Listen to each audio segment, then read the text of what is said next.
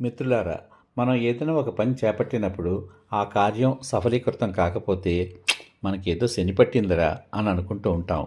అలాంటి సమయంలో ఆ శనీశ్వరుని యొక్క అనుగ్రహం పొందడం కోసం ప్రతిరోజు 11 రోజుల పాటు, అలా 40 దినాల పాటు మీరు ఈ శనీశ్వరుని యొక్క మంత్రాన్ని పఠిస్తే ఆ కార్యక్రమం సఫలీకృతమవుతుంది అని పెద్దలు చెప్తారు.